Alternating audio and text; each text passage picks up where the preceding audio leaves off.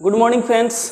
आज हम लोग यूज ऑफ अबाउट और यूज ऑफ अबव के बारे में जानेंगे कि सेंटेंस में प्रीपोजिशन के रूप में अबव का इस्तेमाल और अबाउट का इस्तेमाल कब और किस प्रकार किया जाता है।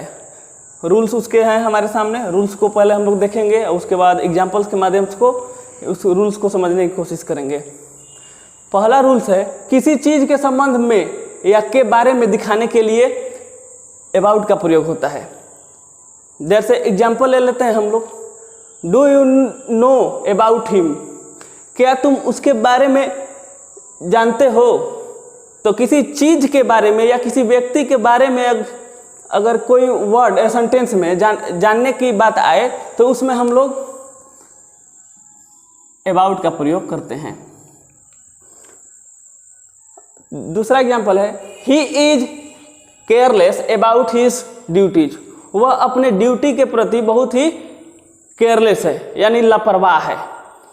तो किसी चीज़ के बारे में या के संबंध किसी से रिलेटेड संबंध के बारे में बात हो तो वह ड्यूटी के प्रति केयरलेस है, ठीक। तो उसके पहले हम लोग अबाउट का प्रयोग करेंगे। दूसरा रूल ये कहता है कि के इधर या उधर स्थान के भाव को दिखाने के लिए अबाउट का प्रयोग होता है। एग्जाम्पल्स के माध्यम से हम लोग समझने की कोशिश करेंगे। He is wondering about the town, वह शहर में भटक रहा है, इधर उधर भटक रहा है। तो वंडरिंग मतलब होता है भटकना। कहाँ भटक रहा है? तो शहर में भटक रहा है।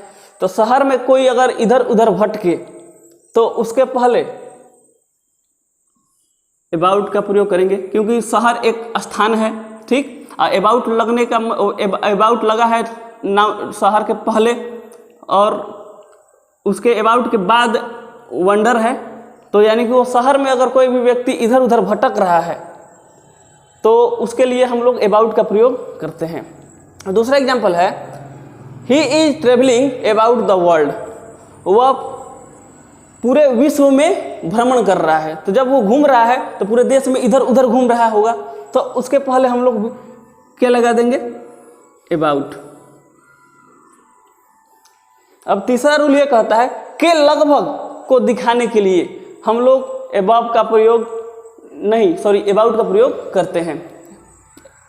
जैसे इट इज अबाउट 10 o'clock, अगर 10 के पहले अबाउट लगा है तो हम लोग ये श्योर नहीं है कि 10 बज गया है, यानी अबाउट लग जाने के मतलब कि लगभग, यानी कि 10 बजने ही वाला है, मन लगभग 10 के करीब आ गया, एक्यूरेट 10 नहीं बजा है।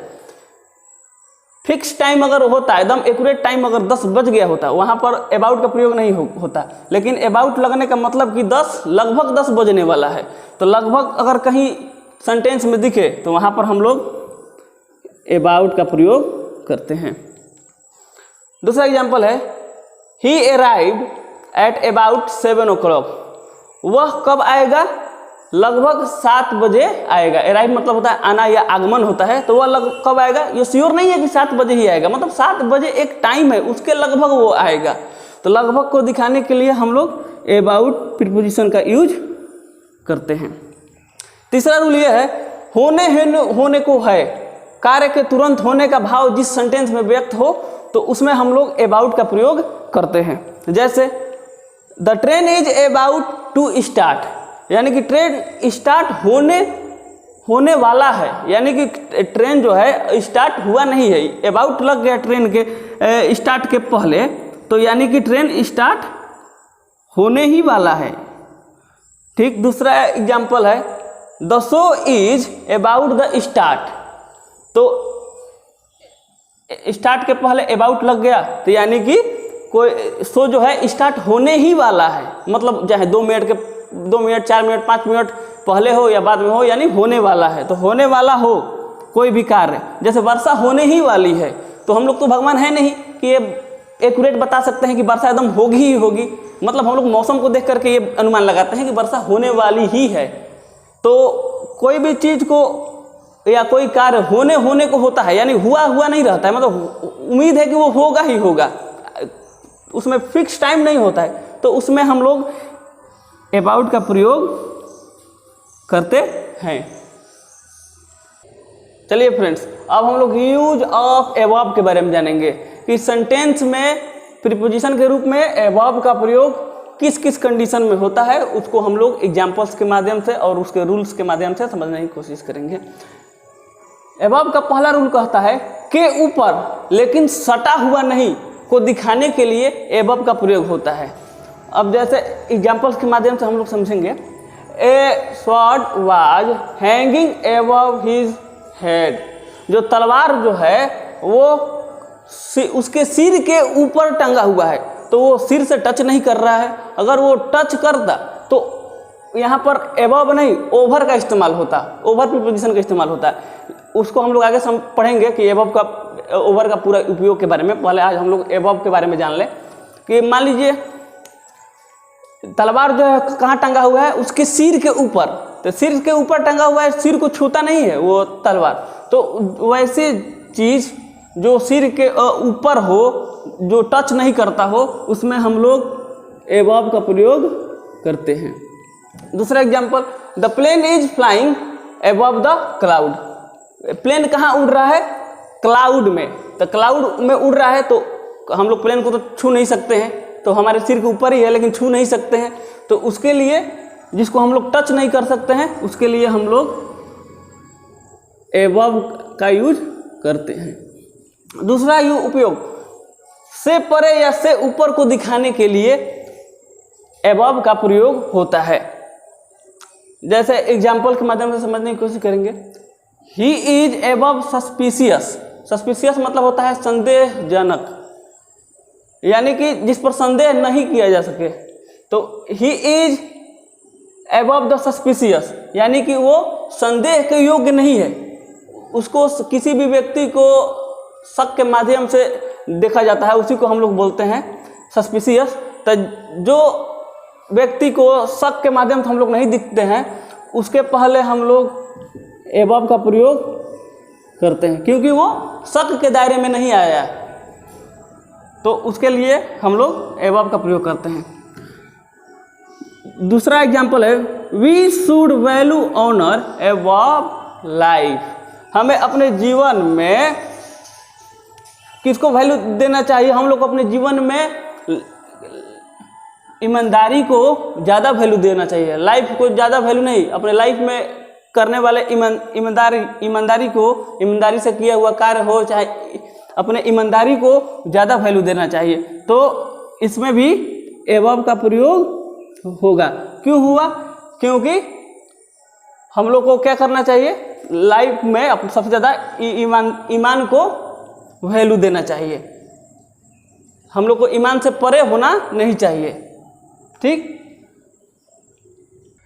चलिए फ्रेंड्स, अब हम लोग कुछ एग्जाम्पल्स के माध्यम से समझेंगे कि एबव और अबाउट का प्रयोग कैसे सेंटेंस में होता है। पहला एग्जाम्पल है, the aeroplane is flying blanks the cloud. The aeroplane जो है वो बादल में ही उड़ते हैं, तो हम उसको टच नहीं कर सकते हैं। तो यहाँ पर हम लोग क्या लगा देंगे? एबव, यानी कि बादल के ऊपर हम लोग टच तो कर नहीं सकते हैं, इसलिए यहाँ पर एबव लगा। दूसरा है, द कॉलेज इज ब्लैंक्स 6 मील या 6 माइल भी इसको बोलते हैं, फ्रॉम माई विलेज। जो कॉलेज है वो मेरे गांव से 6 मील दूर है। तो 6 मील दूर है, तो इसमें हमने पहले ही बताया कि अगर यहाँ पर हम लोग लगभग कहीं दिखाना होता है कि हमारे गांव से लगभग 6 मील की दूरी पर कॉलेज है, तो यहाँ पर हम लोग क्या लगाएंगे? About, ABOUT, about. ठीक। तीसरा है, what do you know blank this incident, यानी इसको एक्सीडेंट, इंसिडेंट ही इसको पढ़ते हैं लेकिन बोला एक्सीडेंट रहता है। तो क्या तुम जानते हो उसके एक्सीडेंट को? कि किसी के बारे में अगर जानना हो तो हम लोग क्या का प्रयोग करेंगे? अबाउट। अबाउट का हिंदी होता है के बारे में, और रूल में भी हमने पढ़ा कि के बारे में या किसी के बारे में हमें जानकारी मिले तो हम लोग अबाउट का प्रयोग करते हैं। चौथा एग्जाम्पल देखते हैं, her expenses are blanks her means उसके आमदनी से ज़्यादा उसके खर्चे हैं। तो अगर किसी की खर्चा आमदनी से ज़्यादा हो तो इसमें एबव लगेगा या एबाउट लगेगा। तो हम लोग कैसे जानेंगे कि के ऊपर यानी आमदनी से ऊपर इसका खर्चे हो रहे हैं, तो इसमें क्या होगा, एबव का प्रयोग होगा। पांचवा है इट इज ब्लैंक्स 8 o'clock।